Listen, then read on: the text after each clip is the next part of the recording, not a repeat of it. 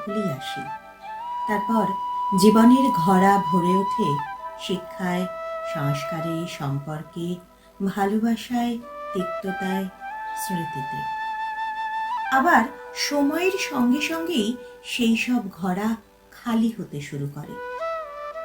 যখন সে খালি হওয়া সঠিক নিয়ম মেনে হয় না, ঠিক তখনই ডাক্তার, বুদ্ধি, থেরাপির প্রয়োজন হয়। আজকের সন্ধ্যের প্রথম পারফরমেন্স তাদের নিয়ে, যাদের খালি হতে শুরু করেছে সময়ের আগে, বেশ অনেকটা আগেই। অনেকেই মুভমেন্ট সাইকোথেরাপির আন্ডারে আছেন দীর্ঘদিন ধরে। শরীর কিংবা স্মৃতি অসহযোগিতা করলেও মন ছাড়ে না। তাদের নিয়েই সপ্তক। সা থেকে নি 7টি ভিন্ন স্বর, আমরাও 7। তবে হারমোনিয়ামের একটি রিড তার নিজস্ব স্বরে না বেজে রিপিট হবে। আজ 7 জন, আর সেই 7 জনের কাছ থেকে 7 রকমের জিনিস আমরা পাব। একদম ওই দিকে যিনি বসে আছেন তিনি সেলাই করবেন। আমি তাকে বলবো তিনি শুরু করুন। আমরা গান, নাচ, তবলা, কবিতা, কথা, পাঠ সমস্ত কিছু শুনতে শুনতে সেলাইটা হয়ে যাবে। তারপর দেখব তিনি ঠিক কি বানালেন। প্লিজ শুরু। অভিজাত রক্ষণশীল পরিবারে তাঁর জন্ম। সব ভাই বোনেদের সঙ্গে একসঙ্গে বড় হয়ে ওঠা। বিয়ের পর আর 5 জনের মতোই সংসার ধর্ম পালন করেছেন।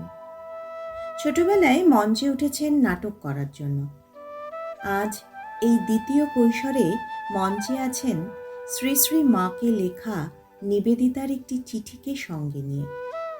চিঠিটি অনুবাদ করেছিলেন সজনীকান্ত দাস, পরে কিছু পরিমার্জন করেছেন শঙ্করী প্রসাদ বসু। আদরিনী মাগো, আজ সকালে খুব ভোরে গির্জায় গিয়েছিলাম সারার জন্য প্রার্থনা করতে। সেখানে সবাই মেরির কথা ভাবছিল। হঠাৎ আমার মনে পড়ে গেল তোমার কথা, তোমার মিষ্টি মুখ, তোমার ভালোবাসায় ভরা চোখ, তোমার সাদা শাড়ি, হাতের বালা, সব কিছু সামনে ভেসে উঠল। তখন ভাবলাম অভাগী সারার ঘরটিতে শান্তি আর আশীর্বাদে ভরিয়ে দিতে পারে একমাত্র তোমারই পরশ। আর মাগো, জানো কি ভাবলাম? সন্ধ্যাবেলায় শ্রী শ্রী ঠাকুরের পুজোর সময় তোমার ঘরে বসে ধ্যানের চেষ্টা করে কি বোকামিই না করতাম। কেন বুঝিলে যে তোমার শ্রীচরণের কাছে মায়ের ছোট্ট মেয়েটির মতো বসে থাকাটাই সব কিছু। মাগো, ভালোবাসায় ভরা তুমি। তোমার ভালোবাসায় আমাদের মতো উচ্ছ্বাস বা উগ্রতা নাই। তা পৃথিবীর ভালোবাসা নয়, স্নিগ্ধ শান্তিতা, তা সকলের কল্যাণ আনে, অমঙ্গল করে না কারো। সোনার আলোয় ভরা তা, খেলায় ভরা। সেই যে রবিবারটি কয়েক মাস আগে পুণ্য ভরা, সেই দিনটিতে গঙ্গা স্নান সেরে ছুটে তোমার কাছে ফিরে এসেছিলাম এক মুহূর্তের জন্য। তখন তুমি আশীর্বাদ করেছিলে, আর কি যে শান্তি আর মুক্তি বোধ করেছিলাম তোমার বাঞ্ছিত আবাসে। প্রেমময়ী মাগো, তোমাকে যদি একটি অপরূপ স্তোত্র কিংবা প্রার্থনা লিখে পাঠাতে পারতাম, কিন্তু জানি সেও যেন তোমার তুলনায় শব্দমুখর কোলাহলময় শোনাবে। সত্যি তুমি ঈশ্বরের অপূর্বতম সৃষ্টি, শ্রীরামকৃষ্ণের বিশ্বপ্রেম ধারণের নিজস্ব পাত্র। যে স্মৃতির চিহ্নটুকু তিনি তার সন্তানদের জন্য রেখে গেছেন, যারা নিঃসঙ্গ, যারা নিঃসহায়। আমরা তোমার কাছে খুব শান্ত হয়ে চুপটি করে বসে থাকব, তবে মজা করবার জন্য একটু আধটু গোলমাল করব বই কি। সত্যি ভগবানের অপূর্ব রচনাগুলি সবই নীরব, তা অজান্তে আমাদের জীবনের মধ্যে প্রবেশ করে। যেমন বাতাস, যেমন সূর্যের আলো, যেমন বাগানের মধুর গন্ধ, যেমন গঙ্গার মাধুরী, এইসব নীরব জিনিসগুলি সব তোমারই মতো। বেচারা সারার জন্য তোমার শান্তির আঁচলখানি পাঠিও রাগ দেশের অতীত সমুচ্চ শান্তিতে শক্তিতে সমাহিত থাকে নাকি তোমার ভাবনা? তা কি পদ্মপাতায় শিশুর বিন্দুর মতো ভগবানের বুকের চিরত ভালোবাসা নয়, যা পৃথিবীতে স্পর্শ করে না কখনো? প্রিয়তম মা আমার, তোমার চিরকালের বোকা খুকি নিবেদিতা।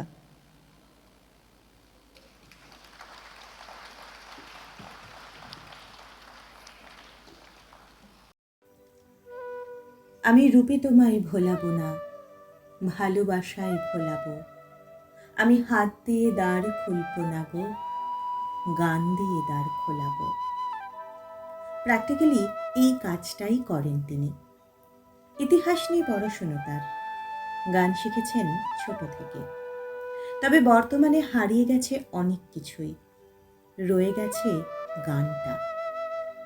এই বসন্তে তার গলায় আহা তোমার সঙ্গে প্রাণীর খেলা। আহা তোমার সঙ্গে প্রাণীর খেলা,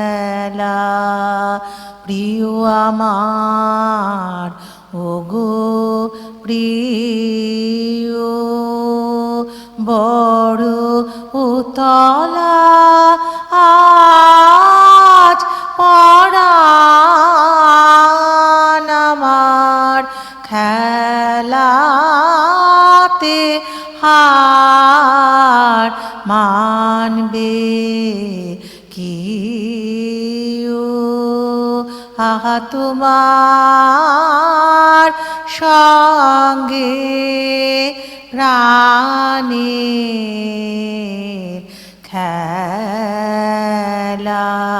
প্রিয় ওগো কেবল তুমি কি গো এমনি ভাবে রাগে মোরে পালে যাবে? তুমি সাধ করে নাথ ধরা দিলে আমার রং বক্ষে নিও, এই হৃদ কমলে রাঙা রেণু রাঙাবে ওই উত্তরীয়। আহা তোমার সঙ্গে প্রাণীর খেলা।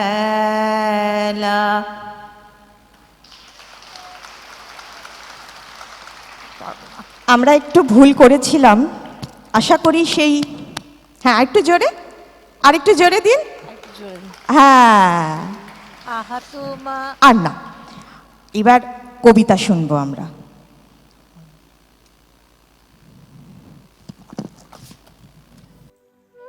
বয়স তার যাই হোক, মন কিন্তু সেই 16 কিংবা 18। 12 বছরেরও বেশি সময় ছাত্র পড়িয়েছেন, পরবর্তীতে অ্যাডমিনিস্ট্রেশন সামলেছেন, আর সময় পেলেই নিজস্ব লেটার হেডে লিখেছেন কবিতা স্ত্রীর জন্য। তাই তার কাছে কবিতাই শূন্য। ও হ্যাঁ, এই প্রেমের কবিতাটিও ডেডিকেট করছেন স্ত্রীকেই। 1931 সালের বাংলা, একটু কঠিন মনে হতে পারে, তবে প্রেমের পরশে কোনো কমতি নেই।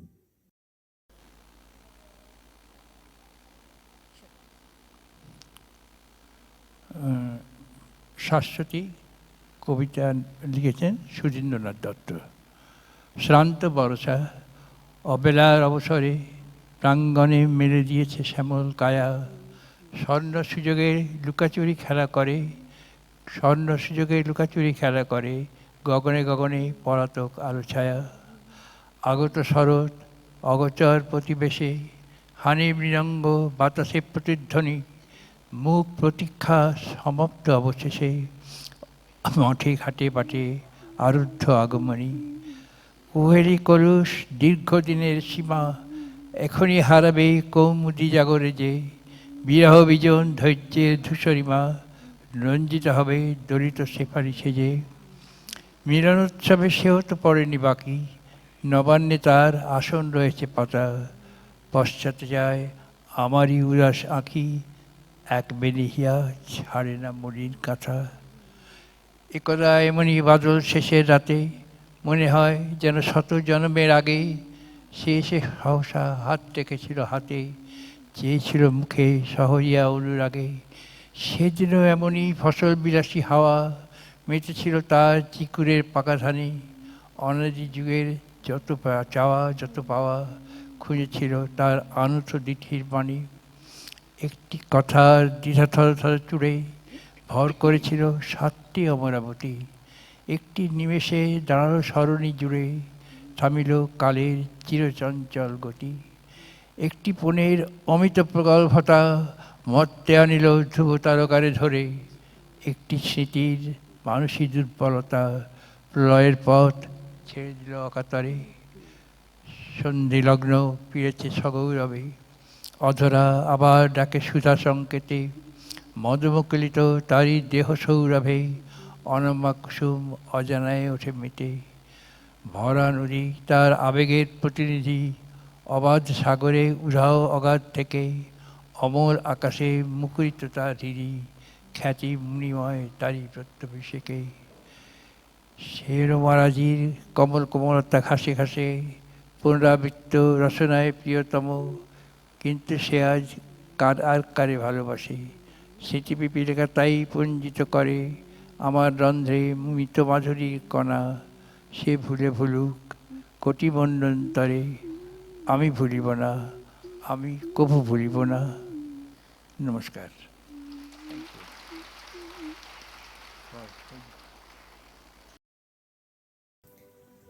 তার বেড়ে ওঠা লখনৌ শহরে। হাসি খুশি মানুষটির সবচেয়ে বড় গুণ সকল প্রজন্মের মানুষের সঙ্গে বন্ধুত্ব করতে পারা। অদম্য ইচ্ছে আর চেষ্টা আজ তাকে আমাদের সঙ্গে এই মঞ্চে এনেছে। তিনি সত্যি সত্যি আজকের সন্ধ্যের কিশোরী বাসন্তিকা। আসুন তার সঙ্গে একটু বন্ধুত্ব পাতাই।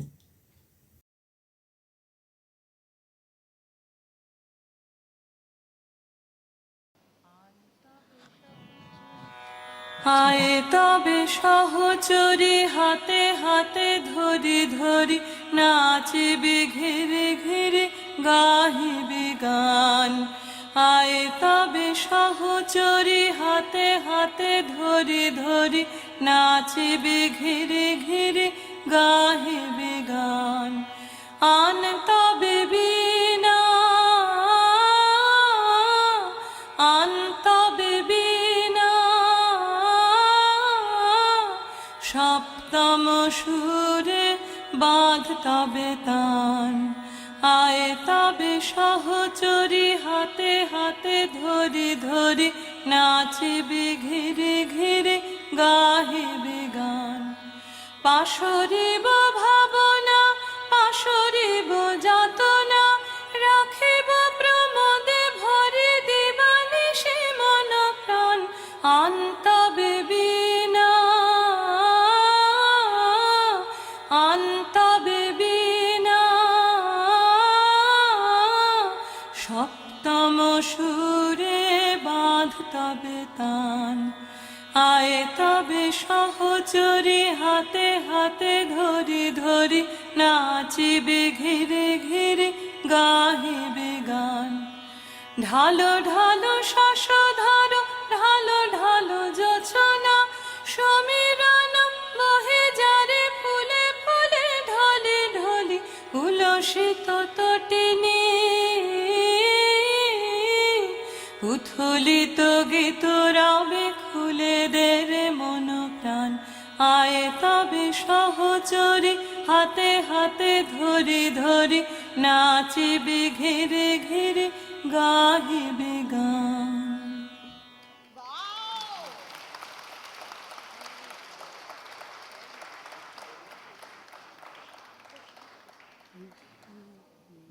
পরেরটা সপ্তক 5। বাজনা না বেদনা, কোনটা হবে রুজি রুটি, একসময় প্রশ্ন ছিল এটাই।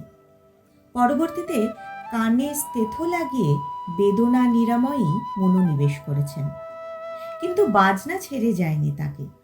ধা ধিন ধিন ধা না তিন ধিন ধা তেতে দিন ধিন ধা। চিরনবীন বসন্তে এবার একটু তালবাদ্য।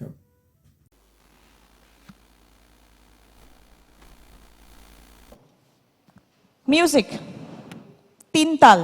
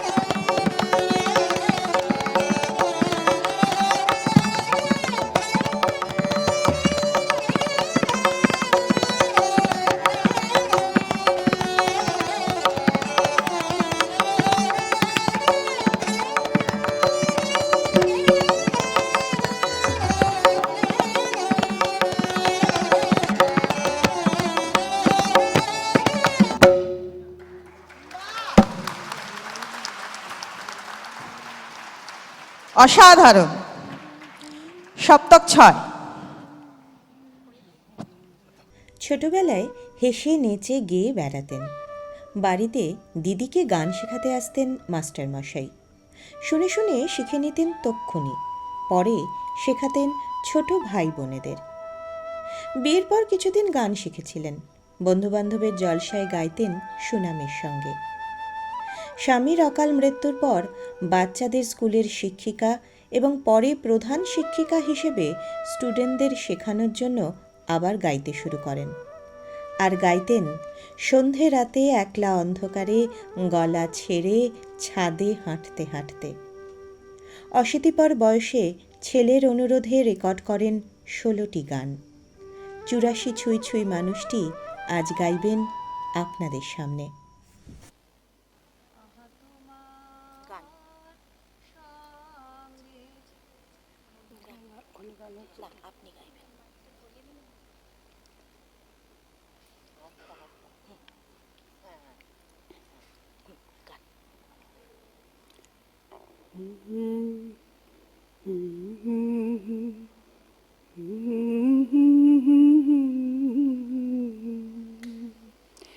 আমি পাইব না, আমি পাইব না মোর খেয়া তরি এই ঘাটে গো, যখন পড়বে না মোর পায়ের চিহ্ন এই বাটে, আমি গাইব না, আমি বাইব না মোর খেয়া তরি এই ঘাটে গো, যখন পড়বে না মোর পায়ের চিহ্ন এই বাটে।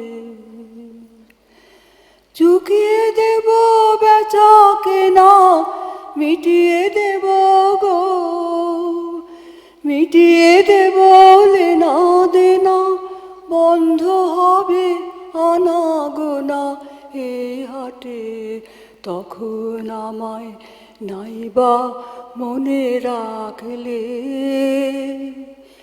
তারার পানে চেয়েছে নাইবা আমায় ডাকলে, যখন পড়বে না মোর পায়ের চিহ্ন এই বাটে, তখন জমবে ধুলা তানপুরাটার তারগুলায়, কাঁটা লতা, কাঁটা লতায় উঠবে ঘরের দ্বারগুলায়, আহা জমবে ধুলা তানপুরাটার তারগুলায়। ফুলের বাগান ঘন ঘাসের পড়বে শয্যা বনবাসের, শ্যাওলা এসে ঘিরবে দিঘির ধারগুলায়, তখন আমায় নাইবা মনে রাখলে, তারার পানে চেয়েছে নাইবা আমায় ডাকলে, তখন এমনি করে বাজবে বাঁশি এই নাটে, কাটবে দিন কাটবে, কাটবে গো দিন আজও যেমন দিন কাটে, আহা এমনি করে বাজবে বাঁশি এই নাটে। ঘাটে ঘাটে খেয়ার তরে এমনি এমনি সেদিন উঠবে ভরি, চলবে গরু খেলবে রাখাল ওই মাঠে, তখন আমায় নাইবা মনে রাখলে, তারার পানে চেয়েছে নাইবা আমায় ডাকলে, যখন পড়বে না মোর পায়ের চিহ্ন এই বাটে, তখন কে বলে গো সেই প্রভাতে নেই আমি, সকল খেলায় সকল খেলায় করবে খেলা এই আমি, আহা কে বলে গো সেই প্রভাতে নেই আমি, নতুন নামে ডাকবে মোরে বাঁধবে, বাঁধবে নতুন বাহু ডোরে, আসবো যাব চিরদিনের সেই আমি, আসবো যাব চিরদিনের এই আমি, তখন আমায় নাইবা মনে রাখলে, তারার পানে চেয়েছে নাইবা আমায় ডাকলে, যখন পড়বে না মোর পায়ের চিহ্ন এই বাটে, যখন পড়বে না মোর পায়ের চিহ্ন এই বাটে।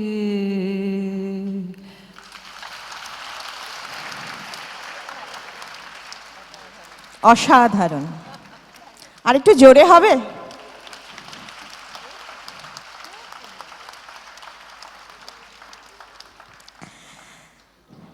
আমরা সপ্তকের একদম শেষে, সপ্তক 7-এ যে আছে একটু এবার তার সম্বন্ধে একটু শুনে নিই। বাড়ির ছোট মেয়ে যখন বাড়ির একমাত্র বউ হয়, তখন তার অনেক দায় দায়িত্ব সামলাতে বেগ পেতে হয়। নাইতে খেতে সেসব অভ্যেসে আনতে গিয়ে হারিয়ে যায় অনেক কিছুই। তবু কিছু প্রতিবিম্ব হয়ে ফিরে আসে সন্তানের মধ্য দিয়ে। নানা সূচিকর্ম, ক্রুশের কাজ, উল্কাটা ৯৫ সাল পর্যন্ত নিজের আমিকে উপলব্ধির সুযোগ দিয়েছে। তারপর অনেক দিন পর আজ এই মঞ্চে। ধন্যবাদ কেয়ার কন্টিনিউয়াম। লাইভ ক্যামেরাটা যদি একটু মঞ্চে আসে তাহলে খুব ভালো হয়। আমি জানি না শেষ পর্যন্ত যারা বসে আছেন তাদের কাছে যাচ্ছে কিনা। মীরকে আমি একটু মঞ্চে ডেকে নেব। আমার মনে হয় এটা এত সুন্দর করে বোধহয় আমার থেকেও মীর ভালো করে বলতে পারবে। কৈশোরী বসন্ত দেখা যাচ্ছে বোধহয়, হ্যাঁ। এখন এই মুহূর্তে বসে উনি কৈশোরী বসন্ত এই দুটি শব্দই সেলাই করেছেন।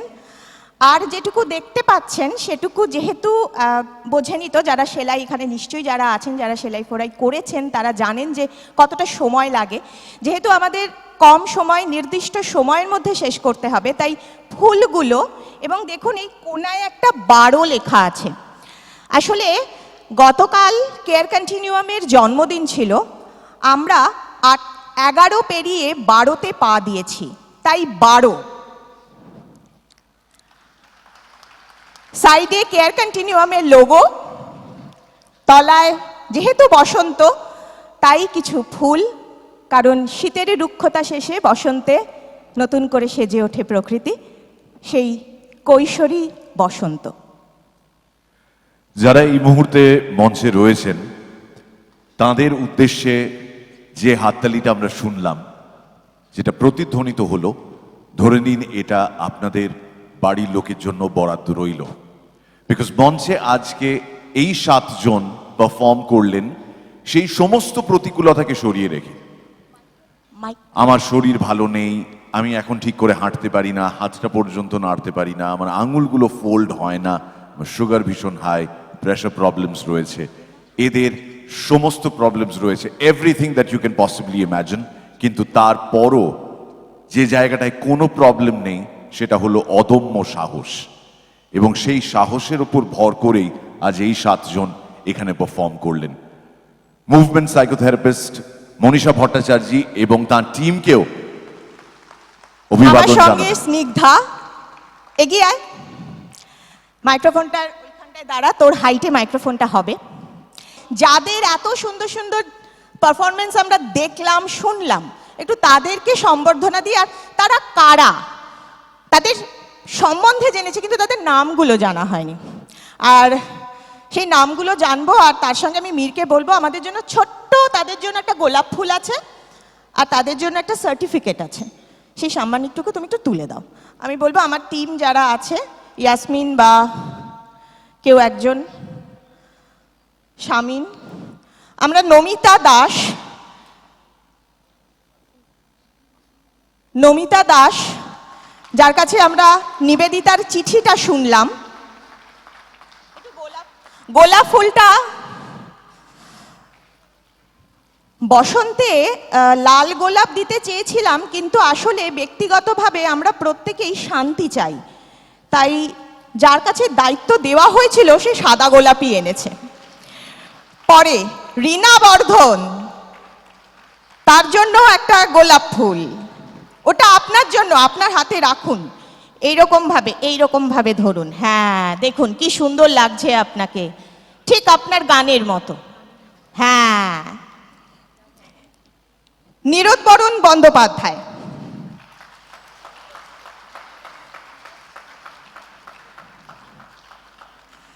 গোলাপ ফুল।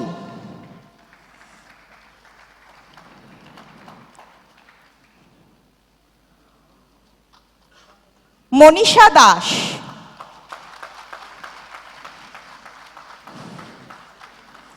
গোলাপ ফুল। ডক্টর সোমনাথ ভট্টাচার্য,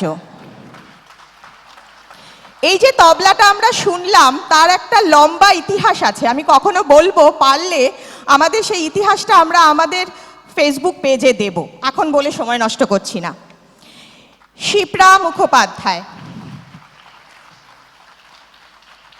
গোলাপ ফুল।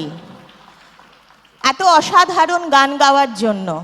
সেই প্রভাতেও আপনি থাকবেন, এই প্রভাতেও আপনি আছেন। আর আছেন কে বলুন তো? রবি ঠাকুর, আমাদের প্রাণের সখা, তাই তো? হ্যাঁ। চন্দনা ভট্টাচার্য।